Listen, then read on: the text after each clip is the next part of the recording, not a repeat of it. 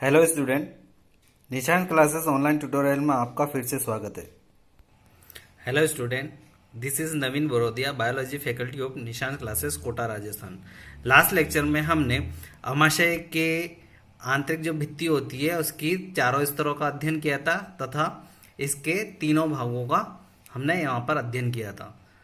Last lecture में हमने अमाशय की ग्रंथियों के बारे में बताया था कि इसके जो सबसे आंतरिक स्तर होता है म्यूकोसा, इसकी भित्ति का, उसके अंतर्वलन से यहाँ पर एक संरचना बनती है जिसके अंदर गैस्ट्रिक ग्लैंड या जठर ग्रंथियां आकर खुलती है। तो आज हम जठर ग्रंथियों का अध्ययन करेंगे।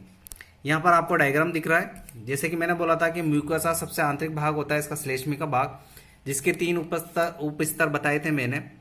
पेशीय, श्लेष्मिका पेशी बोलते हैं इसको, श्लेष्मिका पेशी स्तर जो पतला सा स्तर था। उसके बाद लेमिना प्रोपिया यानी कि आधारीय स्तर था इसका, और यहाँ पर उपकला स्तर था। तो उपकला स्तर के अंतर्वलन से ही ये संरचना बनती है।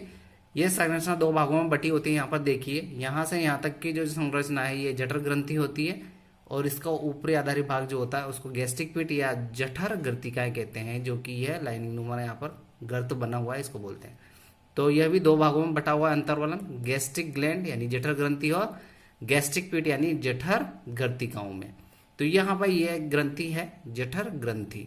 तो जठर ग्रंथि के अंदर कुछ कोशिकाएं पाई जाती हैं जिनके द्वारा कुछ विशेष प्रकार के पदार्थ स्रावित किए जाते हैं। तो आइए हम लोग आज उनका अध्ययन करते हैं कि इनमें कौन कौन सी कोशिकाएं पाई जाती हैं। ये देखिए, यहाँ पर यह अमाशय की जो बॉडी वॉल है यानी कि भित्ति है, उसकी संरचना है। तो यहाँ पर जो उपकला भाग था श्लेष्मिका म्यूकोसा का, तो उनका आंतरिक वलन से ये बन रही थी। तो इसमें ये वाला भाग जो बोला था मैंने, वो बोला था गैस्ट्रिक ग्लैंड या जठर ग्रंथि। यहाँ पर ये वाला भाग लिया हुआ है। यहाँ पर देखिए, ये जठर ग्रंथि है, इसके दो भाग हैं, एक तो जठर ग्रंथि भाग और एक गैस्ट्रिक पिट, यानी ये जो वाला भाग है इसको क्या बोलते हैं हम लोग, जठर ग्रंथिका। तो इसके अंदर कुछ स्पेसिफिक या विशेष प्रकार की कोशिकाएं पाई जाती हैं। आइए देखते हैं कोशिकाएं कौन कौन सी हैं। जैसे कि हमने अमाशय में पढ़ा था कि इसके तीन भाग होते हैं जिनका हमने अध्ययन किया था, कार्डियक भाग, फंडस भाग और पाइलोरिक भाग। तो इसकी जो आंतरिक भित्ति के उपकला स्तर में जो अंतर्वलन है उनके अंदर ही गैस्ट्रिक ग्लैंड या जठर ग्रंथियां पाई जा रही हैं। तो ये हमारे अमाशय के प्रत्येक भाग में जो भित्ति होती है, तो प्रत्येक भाग की भित्ति में ये ग्रंथियां उपस्थित होंगी। तो प्रत्येक भाग में उपस्थित होने की वजह से यह विशेष प्रकार का इनका नाम हो जाएगा। अगर यह कार्डियक भाग यानी जठराग्रम भाग की भित्ति के अंदर ये ग्रंथियां उपस्थित होंगी तो इनको बोलेंगे हम लोग कार्डियक ग्लैंड्स या जठराग्रम ग्रंथियां। अगर ये ग्रंथियां फंडिक भाग या फंडस भाग की भित्ति में उपस्थित होंगी तो वहां पर बोलेंगे इनको फंडस ग्लैंड्स या फंडस ग्रंथियां। उसके बाद अगर ये तीसरा भाग यानी पाइलोरिक भाग में अगर उपस्थित होंगी यानी जठर निर्गम भाग में, तो वहां पर इन ग्रंथियों को बोलेंगे हम जठर निर्गम ग्रंथियां। तो तीनों भाग की जो वॉल या भित्ति है उनमें उपस्थित ग्रंथियों को उन्हीं भाग के आधार पर नाम दिया जाएगा। तो यहाँ पर देखिए कि कुछ कोशिकाएं यहाँ पर दिख रही हैं आपको कि इस ग्रंथि में कौन कौन सी कोशिकाएं पाई जाती हैं। इसके अंदर ये वाली देखिए, यानी कि जो गैस्ट्रिक पिट वाला भाग है, इस वाली गर्दन वाली नेक यानी गर्दन वाली भाग में देखिए, और यहाँ से उपकला स्तर ऊपर स्थित हो जाता है।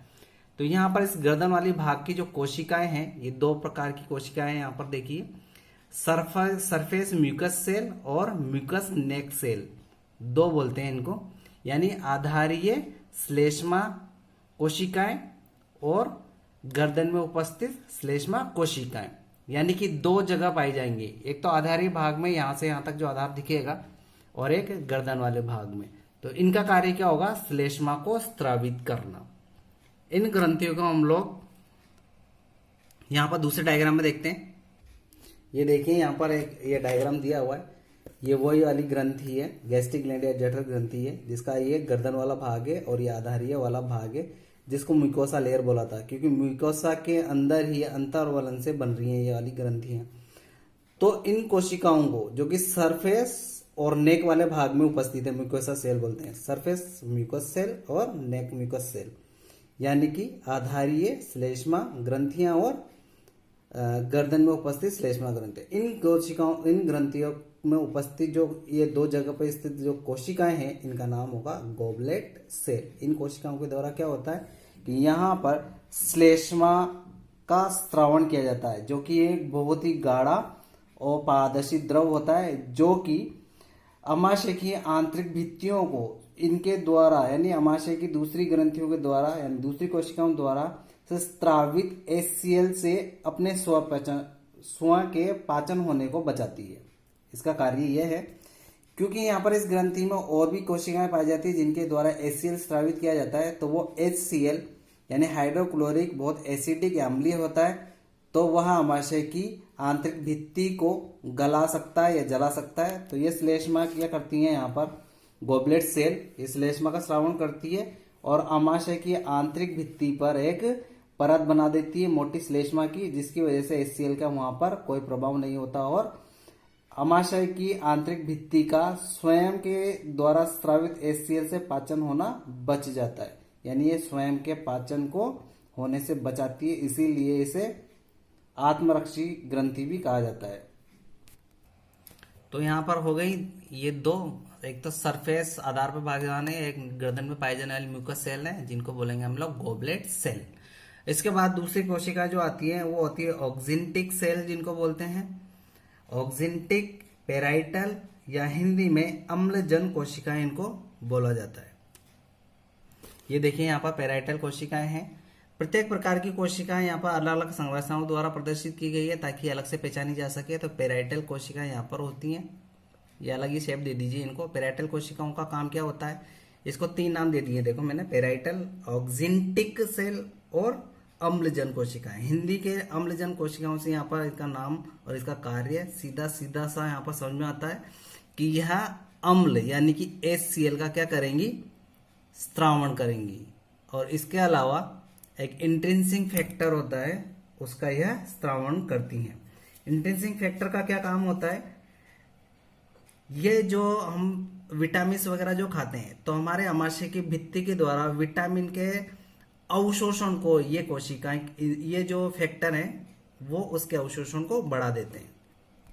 ये देखिए यहाँ पर दूसरी कोशिकाएं जो हैं वो है ऑक्जिंटिक पेराइटल या अम्लजन कोशिकाएं। मेन कार्य तो है HCl यानी हाइड्रोक्लोरिक अम्ल का स्त्रावण करना। दूसरा इंट्रिंसिक फैक्टर को यानी इंट्रिंसिक कारक को स्त्रावित करना। इसका मुख्य कार्य क्या होता है कि हम लोग जो विटामिन वगैरह खाते हैं तो अमाशय की भित्तियों के द्वारा इन विटामिन के अवशोषण की सतह को बढ़ा देना, यानी उसका अवशोषण करने में यह फैक्टर हेल्प करता है। तो पेराइटल या अम्लजन कोशिकाओं में स्त्रावित HCl का कार्य क्या होता है, यह हमारे भोजन के साथ आने वाले जितने भी जर्म्स हैं, बैक्टीरिया वगैरह, उनको मारने का कार्य करता है। इसके अलावा यहाँ पर जो कुछ एंजाइम होते हैं अमाशय के अंदर या भोजन के अंदर, उनको यह एक्टिवेट या सक्रिय करने का कार्य भी करता है। तीसरे प्रकार की कोशिका जो होती है वो चीफ सेल कहा जाता है। इसको चीफ सेल कहो, पेप्टिक सेल कहो या जाइमोजन सेल कहो, 3 नाम होते हैं इसके। आइए देखते हैं यहाँ पर इस डायग्राम में देख लीजिए, चीफ सेल ये वाली होती है। ये देखिए यहाँ पर चीफ सेल, पेप्टिक या जाइमोजन इसको बोला जाता है। इनके द्वारा एक एंजाइम स्रावित किया जाता है जिसे बोलते हैं पेप्सिनोजन। यह अक्रिय प्रकार का होता है, ठीक है, जो बाद में सक्रिय पेप्सिन में कन्वर्ट हो जाता है HCl के द्वारा।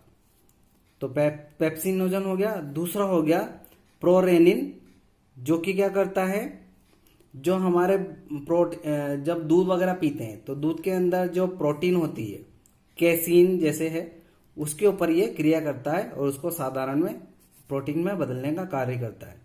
तो यहाँ पर एंजाइम पेप्सिनोजन और प्रोरेनिन स्रावित किया जाता है इन कोशिकाओं के द्वारा।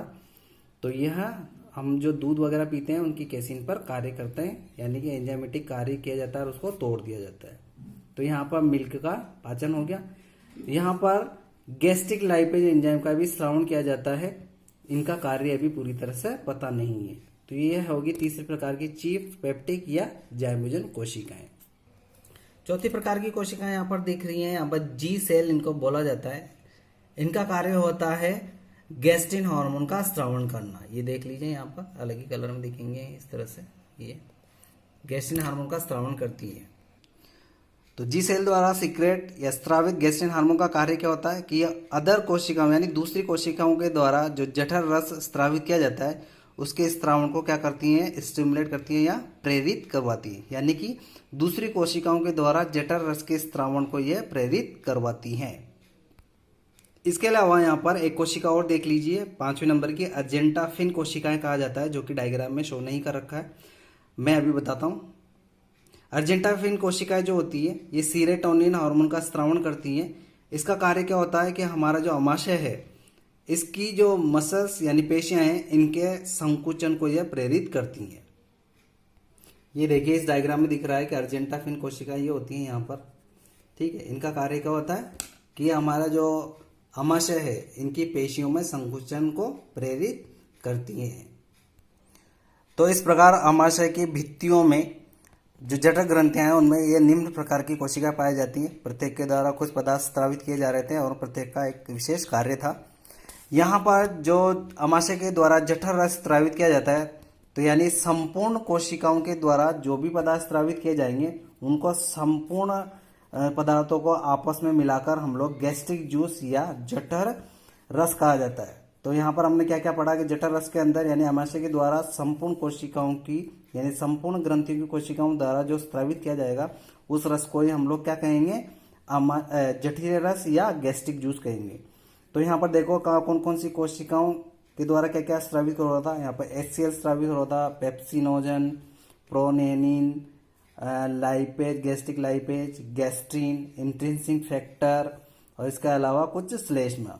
तो हमारे जठर रस के अंदर ये सारे कंटेंट या सारी ये चीजें उपस्थित होती हैं। तो इन सब से मिलकर क्या बनता है हमारा जठर रस या गैस्ट्रिक जूस, जो कि अमाशय की ग्रंथियों द्वारा स्रावित किया जाता है। तो यहाँ पर देखिए जो गैस्ट्रिक जूस यानी जठर रस है इसका pH 1.5 to 1.8 होता है, यानी कि बहुत ही ज्यादा एसिडिक या अम्लीय होता है। गैस्ट्रिक जूस या जठर रस की जो टोटल आयतन या जो सिक्रेटन किया जाता है वो होता है 2 से 3 लीटर पर डे, यानी कि एक दिन में अमाशय की ग्रंथियों द्वारा 2 से 3 लीटर जठर रस का स्रावण किया जाता है। तो आज हमने यहाँ पर अमाशय में उपस्थित जठर ग्रंथियों का अध्ययन किया। नेक्स्ट लेक्चर में हम नेक्स्ट आहार नाल के नेक्स्ट भाग का अध्ययन करेंगे। जब तक के लिए बाय बाय।